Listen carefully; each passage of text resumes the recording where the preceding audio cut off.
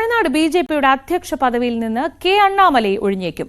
AIADMKയുമായി സഖ്യം വരുമ്പോൾ ജാതി സമവാക്യം പാലിക്കാനാണ് അണ്ണാമലയെ മാറ്റുന്നതെന്നാണ് ബിജെപി വൃത്തങ്ങൾ പറയുന്നത്. ER രാഗേഷ് വിവരങ്ങളുമായി.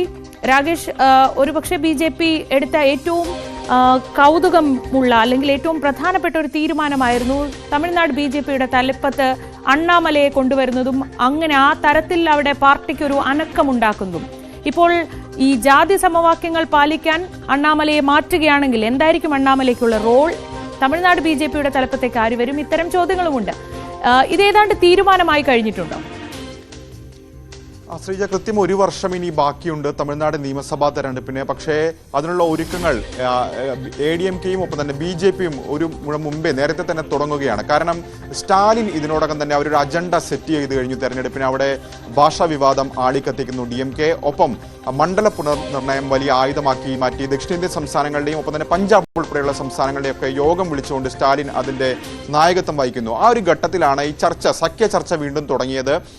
നമുക്കറിയാം, നേരത്തെ തന്നെ DMKയും BJPയും തമ്മിലുള്ള ഈ സഖ്യം ഇല്ലാതാകാനുള്ള പ്രധാനപ്പെട്ട കാരണം അണ്ണാമലയാണ്. അണ്ണാമലയുടെ പല നിലപാടുകളിലും വിയോജിപ്പ് ADMKയ്ക്ക് ഉണ്ടായിരുന്നു. അതാണ് പിന്നീട് കഴിഞ്ഞ ലോക്സഭാ തെരഞ്ഞെടുപ്പിന് മുമ്പ് ഈ സഖ്യം ഉപേക്ഷിക്കുന്ന നിലയിലേക്ക് എത്തിയത്. ഏതായാലും ഈ ഡൽഹി ചർച്ചയിൽ വെളിപ്പെടുത്താൻ ഇതുവരെ ADMK നേതാക്കൾ അതിന്റെ എന്താണ് വിശദാംശങ്ങൾ എന്ന കാര്യം വെളിപ്പെടുത്താൻ ഇതുവരെ പളനിസ്വാമി അടക്കമുള്ള നേതാക്കൾ തയ്യാറായിട്ടില്ല. മറിച്ച് സംസ്ഥാനത്തെ പൊതുവായ വിഷയം ചർച്ച ചെയ്തു എന്നാണ് പറയുന്നത്. എന്നാൽ ആഭ്യന്തരമന്ത്രി അമിത്ഷാ സഖ്യം സംബന്ധിച്ച് ചർച്ച തുടങ്ങിയെന്ന് സ്ഥിരീകരിക്കുകയും ചെയ്തു. ഏതായാലും ആ കൂടിക്കാഴ്ചയിൽ ADMK നേതാക്കൾ അണ്ണാമലയുടെ കാര്യം അടക്കം പരാമർശിച്ചു എന്നാണ് മനസ്സിലാക്കേണ്ടത്.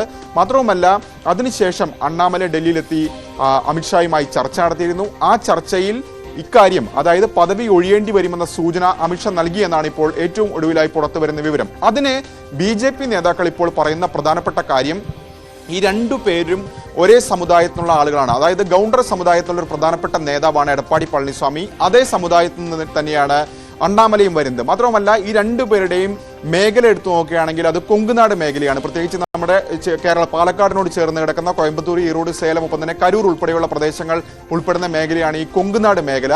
ഈ സേലം ഉൾപ്പെടുന്ന കൊങ്കുനാട് നിന്നാണ് എടപ്പാടി പളനിസ്വാമി വരുന്നത്. അതേ മേഖലയിൽ ഉൾപ്പെടുന്ന കരൂരിൽ നിന്നാണ് അണ്ണാമലൈ വരുന്നത്. പരമ്പരാഗതമായി BJPക്ക് ശക്തിയുള്ള മേഖലയാണ് ഈ കോയമ്പത്തൂർ അടക്കമുള്ള മേഖല. കഴിഞ്ഞ ലോക്സഭാ തെരഞ്ഞെടുപ്പിൽ അദ്ദേഹം മത്സരിച്ചതും അവിടെ നിന്നാണ്.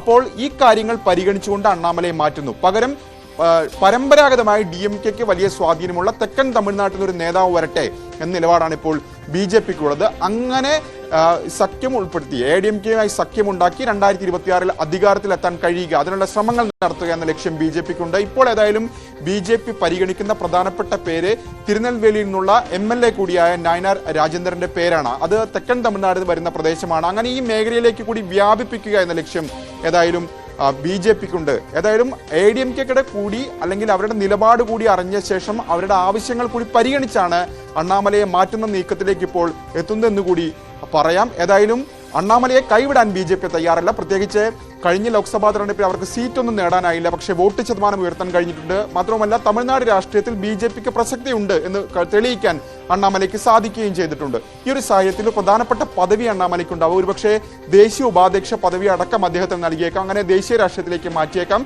അല്ലെങ്കിൽ ഒരുപക്ഷെ തമിഴ്നാട് രാഷ്ട്രീയത്തിൽ നിന്ന് മറ്റേതെങ്കിലും പ്രധാനപ്പെട്ട വകുപ്പ് നൽകി 2026 തെരഞ്ഞെടുപ്പിന് ചുമതല അടക്കം നൽകിക്കൊണ്ട് അത്തരമൊരു സുപ്രധാന പദവിയിലേക്ക് അദ്ദേഹത്തെ മാറ്റിയേക്കാം. ഏതായാലും അധ്യക്ഷ പദവിയിൽ തൽക്കാലം അണ്ണാമല ഉണ്ടാവില്ല. ഉടൻ തന്നെ തീരുമാനമുണ്ടാകുമെന്നാണ് പ്രതീക്ഷിക്കപ്പെടുന്നത്. ശ്രീജ, ശരി. ER രാഗേഷാണ് വിവരങ്ങൾ നൽകിയത്.